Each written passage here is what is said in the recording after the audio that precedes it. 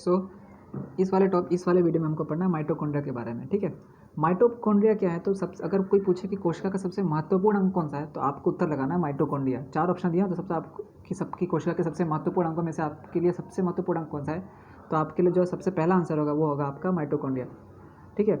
Mitochondria के बारे में पढ़ते हैं। तो सबसे पहले चीज़ जो आपको याद रखनी है कि माइटोकॉन्ड्रिया जो होते हैं ये जंतु कोशिका और पादप कोशिका दोनों में ही पाए जाते हैं। याद रखना, माइटोकॉन्ड्रिया जंतु कोशिका और वनस्पति कोशिका दोनों में ही पाए जाते हैं, या वनस्पति कोशिका यानी पादप कोशिका। तीसरी चीज़ जो आपको याद रखनी है कि जो माइटोकॉन्ड्रिया होते हैं, जैसे मैं आपको पहले वीडियो में, जो मेरा फर्स्ट वीडियो था उसमें मैंने बताया था कि सेकंड वाले वीडियो में, जिसमें मैंने आपको बताया था कि माइटोकॉन्ड्रिया की संख्या जंतु कोशिकाओं में ज़्यादा होती है, पादप कोशिकाओं में कम होती है, ठीक है। यह पॉइंट हो गया। एक्सेप्शन है, अपवाद क्या है माइटोकॉन्ड्रिया के बारे में, कि जो माइटोकॉन्ड्रिया होता है वो आपके आरबीसी, ठीक है, याद रखिएगा, आरबीसी जिसे हम लोग लाल रक्त कोशिका कहते हैं, इसमें नहीं पाया जाता है। और किस में नहीं होगा, आपके जो बैक्टीरिया होते हैं जिसे हम लोग जीवाणु कहते हैं, ठीक है। तो आरबीसी यानी लाल रक्त कोशिका, बैक्टीरिया यानी जीवाणु, और नील हरित शैवाल, इसमें भी माइटोकॉन्ड्रिया नहीं पाया जाता है, ठीक है। याद, नील हरित शैवाल को साइनोबैक्टीरिया भी कहते हैं। तो ये भी याद रखिएगा कि अगर कभी पलट के दे दे कि माइटोकॉन्ड्रिया में से किसमें नहीं है, तो नील हरित शैवाल की जगह साइनोबैक्टीरिया लिख दे तो आपको डरना नहीं है, ठीक है। मैं अभी से बता दे रहा हूँ, साइनोबैक्टीरिया को ही हम लोग जो है नील हरित शैवाल कहते हैं। तो इसके अंदर भी माइटोकॉन्ड्रिया नहीं होता है, जीवाणु यानी बैक्टीरिया में भी नहीं होगा, और लाल रक्त कोशिकाओं में भी माइटोकॉन्ड्रिया नहीं होता है, ठीक है। अब माइटोकॉन्ड्रिया के बारे में पढ़ लेते हैं। तो माइटोकॉन्ड्रिया में क्या जो है दोहरी झिल्ली पाई जाती है, माइटोकॉन्ड्रिया में जो है वो दोहरी झिल्ली पाई जाती है, ठीक है। कौन कौन सी, जो ये जो एक पहला जो आपको दिख रहा है, ये वाला जो बाहर वाला भाग है, ये आपके ये आपका जो है ये पहली झिल्ली है, ठीक है। सेकंड वाली कौन सी है, तो इसके अंदर ये जो दिख रहा होगा आपको पीले पीले कलर के, ठीक है, ये जो पीले पीला दिख रहा है ना ये भाग, ये क्या है, ये इसकी अंदर वाली झिल्ली, यानी ये बाह्य झिल्ली और ये आंतरिक झिल्ली। तो पहला क्वेश्चन, माइटोकॉन्ड्रिया में जो झिल्ली की परत होती है वो उनकी संख्या कितनी होती है, तो आपको लगाना है कि माइटोकॉन्ड्रिया में जो है माइटोकॉन्ड्रिया की जो रचना है वो दोहरी झिल्ली की होती है, एक बाह्य झिल्ली और एक आंतरिक झिल्ली, ठीक है। माइटोकॉन्ड्रिया के बारे में सबसे जो जरूरी चीज़ है वो आपको रखना है कि अब आपको इसके अंदर चित्र में दिखाइए जो आपको नीला नीला भाग दिख रहा है, ठीक है। तो क्वेश्चन पूछते हैं कि माइटोकॉन्ड्रिया के अंदर पाए जाने वाले द्रव्य को क्या कहते हैं, तो आपका रखना है मैट्रिक्स कहते हैं। फिर से बोल रहा हूँ, कोशिका माइटोकॉन्ड्रिया के अंदर पाए जाने वाले द्रव्य को क्या कहते हैं, तो हम लोग कहते हैं मैट्रिक्स, ठीक है, ये आपको याद रखना है। तीसरी चीज़ और क्या होती है, तो अच्छा, मुझे जो सबसे ज़रूरी चीज़ बताना भूल गया, माइटोकॉन्ड्रिया की खोज किसने की थी, तो ऑल्टमैन ने की थी।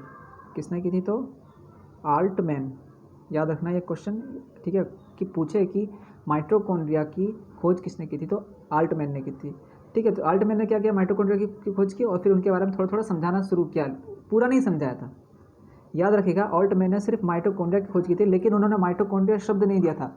मैं अभी से बोल रहा हूँ, माइटोकॉन्ड्रिया की खोज ऑल्टमैन ने की थी, लेकिन उन्होंने माइटोकॉन्ड्रिया शब्द नहीं दिया था। पहले उन्होंने माइटोकॉन्ड्रिया की जगह पे, माइटोकॉन्ड्रिया शब्द जो है ये बाद में आया, पहले इसी माइटोकॉन्ड्रिया को जब ऑल्टमैन ने खोजा तो उन्होंने इसे बायोप्लास्ट कहा था, ठीक है। क्या कहा था, तो बायोप्लास्ट।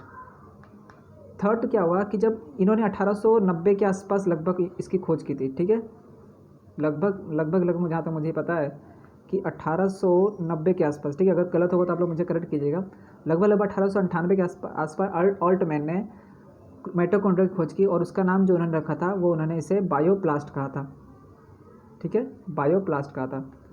फिर से मैं लिख दे रहा हूँ, शायद आपको दिख ना रहा हो ये वाला, ठीक है। क्या कहा था, तो इसे बायोप्लास्ट, किसने, ऑल्टमैन ने पहले। लेकिन बाद में क्या हुआ, फिर एक नए साइंटिस्ट आए जिनका नाम था बेंडा, ठीक है। बेंडा ने इसके बारे में इसकी पूरी संरचना बताई और फिर इन्होंने इसका नाम जो है माइटोकॉन्ड्रिया रखा, ठीक है। तो ऑल्टमैन ने माइटोकॉन्ड्रिया की खोज की, लेकिन उन्होंने माइटोकॉन्ड्रिया शब्द नहीं दिया। पहले उन्होंने माइटोकॉन्ड्रिया को बायोप्लास्ट कहा, बाद में माइटोकॉन्ड्रिया जो शब्द है वो बेंडा नामक एक वैज्ञानिक आए थे, साइंटिस्ट आए थे, उन्होंने दिया।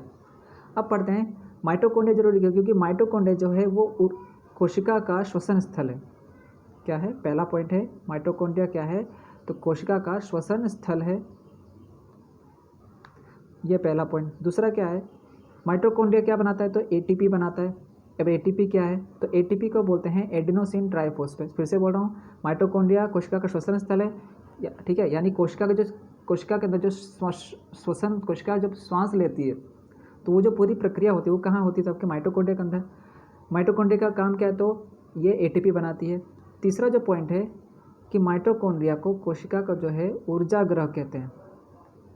क्या कहते हैं, तो ऊर्जा ग्रह, या फिर इसे पावर हाउस, ठीक है, power house of the cell भी कहते हैं। तो इसे कोशिका का ऊर्जा ग्रह और power house of the cell भी कहते हैं, ठीक है। सो जो सबसे लास्ट और सबसे इम्पोर्टेंट क्वेश्चन है कि माइटोकॉन्ड्रिया, अच्छा क्लोरोप्लास्ट वाले भी, ठीक है। तो इसमें क्या हुआ कि माइटोकॉन्ड्रिया जो होता है, माइटोकॉन्ड्रिया के अंदर खुद का डीएनए और राइबोसोम होता है, ठीक है, डीएनए और राइबोसोम। कोई पूछे कि माइटोकॉन्ड्रिया की ऐसी कौन सी चीज़ है जो जो माइटोकॉन्ड्रिया को बाकी कोशिका के अंगों से अलग रखती है, तो डीएनए और राइबोसोम, ठीक है। एक चीज़ और याद रखिएगा कि माइटोकॉन्ड्रिया और क्लोरोप्लास्ट ये दो ऐसे अंग हैं जिनके अंदर जिसके अंदर खुद का जो है डीएनए और राइबोसोम होता है। याद रखिएगा, माइटोकॉन्ड्रिया के अंदर डीएनए और राइबोसोम दोनों पाए जाते हैं, और क्लोरोप्लास्ट में भी डीएनए और राइबोसोम दोनों पाए जाते हैं। इसके अलावा कोशिका में और कोई भी ऐसा अंग नहीं है। हाँ, प्लेस्टिड जिसे बोलते हैं, प्लेस्टिड के अंदर ही एक्चुअली जो क्लोरोप्लास्ट होता है। तो अगर आपको प्लेस्टिड ऑप्शन में दिया तो आपको प्लेस्टिड में भी आप टिक मार सकते हैं, ऑप्शन में अगर दिया हो। तो अगर आपसे कोई पूछे कि डीएनए और राइबोसोम कोशिका के कौन कौन से अंगों में पाए जाते हैं, तो आपको लिखना है क्लोरोप्लास्ट और साथ में आपको माइटोकॉन्ड्रिया, ठीक है। इनके अंदर खुद का डीएनए और राइबोसोम होता है। अच्छा, डीएनए और राइबोसोम का काम क्या है? जब भी माइटोकॉन्ड्रिया को ऐसी जरूरत पड़ती है कि उसके अंदर उत्तक की कमी पड़ रही है या उसके अंदर माइटोकॉन्ड्रिया को कोई क्षति पहुंची और उसे ठीक करना है, तो डीएनए क्या करेगा, संदेश देगा राइबोसोम को। राइबोसोम जो होता है, राइबोसोम को प्रोटीन की फैक्ट्री कहते हैं। और राइबोसोम क्या बनाएगा, प्रोटीन। राइबोसोम क्या बनाता है, तो आपका प्रोटीन बनाता है, ठीक है। तो डीएनए और राइबोसोम मिलकर क्या बनाएंगे, तो प्रोटीन बनाते हैं। कोई पूछते तो आपको बताना है कि इनका काम क्या होता है, ठीक है। तो यही जो होता है, ये जो पूरी रचना है, ये है आपके माइटोकॉन्ड्रिया की, ठीक है। सो इसमें अगर आपको कोई भी डाउट है माइटोकॉन्ड्रिया से संबंधित तो आपको कमेंट बॉक्स में लिखना है, ठीक है। सो मिलते हैं नेक्स्ट वाले टॉपिक में हम लोग।